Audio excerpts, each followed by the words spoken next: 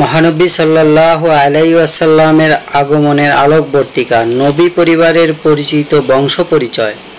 নবী করিম সাল্লাল্লাহু আলাইহি ওয়াসাল্লামের বংশধারাকে তিন পর্যায়ে ভাগ করে নিয়ে আলোচনা করা যেতে পারে। এর প্রথম পর্যায় হচ্ছে আদনান পর্যন্ত, যার বিশুদ্ধতা সম্পর্কে বহু সংখ্যক চরিত্রবেতা এবং বংশাবলী বিশেষজ্ঞগণ অভিন্ন মত পোষণ করে থাকেন। এবং দ্বিতীয় পর্যায় হচ্ছে আদনান হতে ওপরের ইব্রাহিম আলাইহিস সালাম পর্যন্ত। এই স্তরের বিশুদ্ধতা সম্পর্কে চরিত্রবেত্তা ও বংশাবলী বিশেষজ্ঞদের মধ্যে অধিক দ্বিমত বা মতান্তর রয়েছে। এক্ষেত্রে সঠিক সিদ্ধান্ত গ্রহণের ব্যাপারটিকে অনেকে মুলতবি রেখেছেন। অনেকে আবার কথাবার্তা বলেছেন তৃতীয় পর্যায়ের সময়কাল হতে ইব্রাহিম আলাইহিস সালাম থেকে আদম আলাইহিস সালাম পর্যন্ত। বিশেষজ্ঞদের অভিমত হচ্ছে তৃতীয় পর্যায়ে আলোচনা ও সিদ্ধান্তের ক্ষেত্রে কিছুটা ভুল ভ্রান্তি রয়েছে। প্রথম অংশে বলা হয়েছে মুহাম্মদ ইবনে আবদুল্লাহ ইবনে আব্দুল মুত্তালিব সাহেবা ইবনে হাশিম ইবনে আবেদ মানাব ইবনে কুশাই ও ইবনে কিলাব ইবনে মুবারা ইবনে কায়েব লুয়াই ইবনে গালিব, এখান থেকে এসেছে। পরিবারের পরিচয়। মহানবী হযরত মুহাম্মদ সাল্লাল্লাহু আলাইহি ওয়াসাল্লামের পরিবার নবীজির পূর্বপুরুষ হাশিম ইবনে আবেদে মানাবের দিকে নিসব হওয়ার কারণে হাশেমি পরিবারের নামে প্রসিদ্ধ ছিল। রাসূল সাল্লাল্লাহু আলাইহি ওয়াসাল্লাম সম্পর্কে সুস্পষ্ট ধারণা লাভের জন্য তার পিতামহ ও প্রপিতামহ তথা পূর্ববর্তী কয়েক প্রজন্মের নেতৃস্থানীয় ব্যক্তির জীবনী সম্পর্কে আলোচনার প্রয়োজন। এক হাশেম।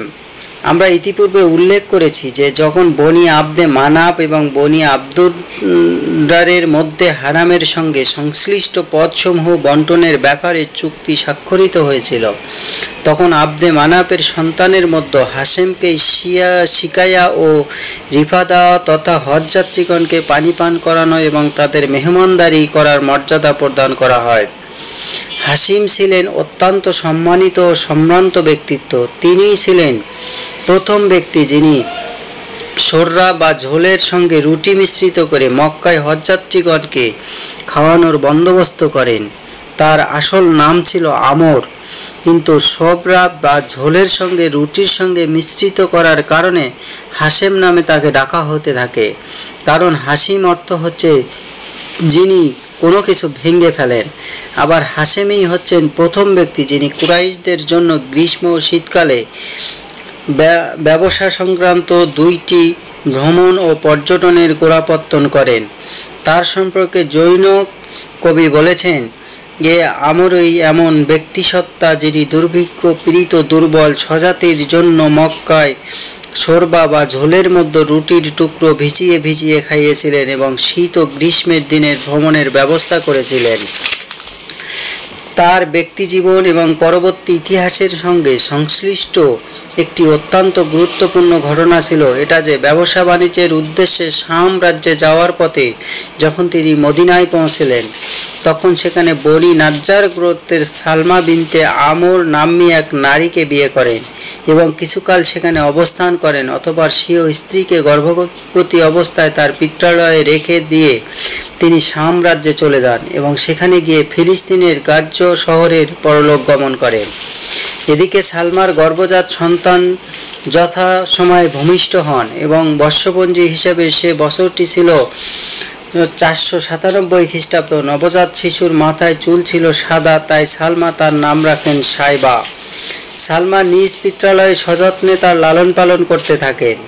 সেদিনের ওই শিশুই ছিলেন পরবর্তীকালের আখিরি নবী সাল্লাল্লাহু আলাইহি ওয়াসাল্লামের পিতামহ এবং অভিভাবক আব্দুল মুত্তালিব। শিশু আব্দুল মুত্তালিব দিনে দিনে শশীকালের মতো বৃদ্ধিপ্রাপ্ত হয়ে উঠলেও দীর্ঘদিন যাবৎ হাশেম পরিবার কেহই তার জন্মের কথা জানতে পারেনি। হাশিম ছিলেন 9 জন সন্তান সন্ততির জনক এবং 9 জনের মধ্যে 4 জন ছেলে এবং 5 জন মেয়ে।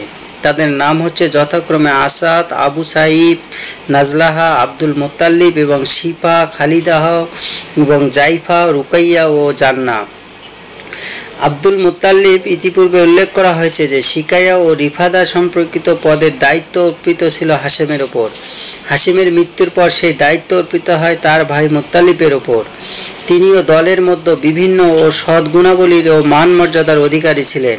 তার কথা অমান্য করা কিংবা নড়চড় করার ক্ষমতা দলের অন্য কারো ছিল না। বদান্যতার জন্য তিনি প্রসিদ্ধ ছিলেন এবং বদান্যতার কারণেই কুরাইশরা তার নাম রাখেন ফাইয়াম। যখন সাইবা তথা আব্দুল মুত্তালিব 10 বছর বয়সে উপনীত হন, তখন মুত্তালিব তার সম্পর্কে অবহিত হয়ে নিয়ে আসার জন্য মদিনা গমন করেন। সেখানে পৌঁছার পর যখন তিনি সাইবাকে দেখতে পান, তখন তার চক্ষুদ্বয় থেকে অশ্রুধারা প্রবাহিত হতে থাকে। অতঃপর তাকে বুকে জড়িয়ে ধরে উষ্ট্রপিষ্টে আহরণ করে এবং মক্কা অভিমুখে যাত্রা শুরু করেন। কিন্তু সাইবা তার মাতার অনুমতি ব্যতি রেখে মক্কা যেতে অস্বীকার করে। তাকে নিয়ে যাওয়ার জন্য মুত্তালিব তার মাতার নিকট অনুমতি প্রার্থী হন। কিন্তু সাইবা মাতা তাকে অনুমতি দিতে অস্বীকার করলে মুত্তালিব তাকে একথা বুঝিয়ে বলেন যে এ সন্তান তার পিতার রাজত্বে ও আল্লাহ তাআলার হারাম শরীফের দিকে যাচ্ছেন। নিশ্চিত রূপে এ হচ্ছে তার চরম সৌভাগ্যের ব্যাপার। একথা শ্রবণের পর সাইবাকে নিয়ে যাওয়ার জন্য তার আম্মা অনুমতি প্রদান করেন এবং অনুমতি লাভের পর মুত্তালিব তাকে তার উটের পিঠে বসিয়ে মক্কা অভিমুখে অগ্রসর হতে থাকেন। মক্কায় পৌঁছালে সাইবা মুত্তালিবের পাশে দেখে মক্কাবাসীগণ বলেন যে এ বালক হচ্ছে আব্দুল মুত্তালিব তথা মুত্তালিবের দাস। তদুত্তরে মুত্তালিব বলেন, না না, এ হচ্ছে আমার ভাতৃপুষ্ট আমার ভাই হাসিমের ছেলে। তারপর থেকে মুত্তালিবের নিকট প্রতিপালিত হতে থাকেন। সাইবা যখন যৌবনে পদার্পণ করেন, তখন কোনো এক সময় রোমান সাম্রাজ্যের ইয়ামানে মুত্তালিব পরলোক গমন করেন। তার মৃত্যুর পর আব্দুল মুত্তালিব পরিত্যক্ত পদসমূহ অধিকার লাভ করেন। কালক্রমে আব্দুল মুত্তালিব নিজ সম্প্রদায়ের মধ্যে এমন মান মর্যাদা লাভ করেন যে তার পিতা কিংবা পিতামহ কেহই এত মান সম্মানের অধিকারী হতে সক্ষম হননি। একজন গুণী ব্যক্তি হিসেবে কওমের লোকেরা সবাই তাকে একান্ত আন্তরিকতার সঙ্গে ভালোবাসতেন এবং সমীহ করতে থাকে। মুত্তালিব এবং এর মৃত্যুর পর নাওফল বল প্রয়োগ করে আব্দুল মুত্তালিব চত্বর দখল করে নেন। আব্দুল মুত্তালিব এলাকার পক্ষে তার চাচার সঙ্গে মোকাবেলা করা সম্ভব না হওয়ার কারণে কুরাইশ গোত্রের কোনো লোকের নিকট তিনি সাহায্য প্রার্থী হন। কিন্তু তারা একথা বলে আপত্তি করেন যে তার এবং চাচার ব্যাপারে কোনো কিছু করা তার পক্ষে সম্ভব নয়। নিরুপায় হয়ে আব্দুল মুত্তালিব বনি নাজ্জার গোত্রের তার মামা গোষ্ঠীর নিকট কিছু কবিতা লিখে পাঠান, যার মধ্যে নিহিত ছিল সাহায্যের করুণ আবেদন। এই অবস্থায় সাড়া দিয়ে তার মামা আবু সায়েদ ইবনে আলী আজি সন অশ্বারোহী নিয়ে মক্কা অভিমুখে অগ্রসর হন এবং আবতা নামক স্থানে অবতরণ করেন।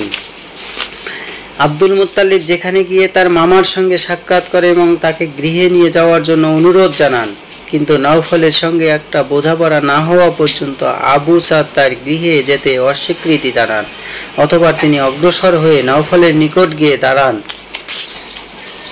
নাওফল তখন হাস্তিম নামক স্থানে কয়েকজন কুরাইশের সঙ্গে উপবিষ্ট ছিলেন। আবু সাদ তলোয়ার কোষমুক্ত করে বললেন, এ পবিত্র ঘরের প্রভুর শপথ, তোমরা যদি ভাগ্নেকে তার অধিকার ফিরিয়ে না দাও, তাহলে এ তলোয়ার তোমার বক্ষদেশ বিদীর্ণ করবে। কোনো ইতস্ত না করে নাওফল বললেন, ঠিক আছে, আমি তার অধিকার ফেরত দিলাম।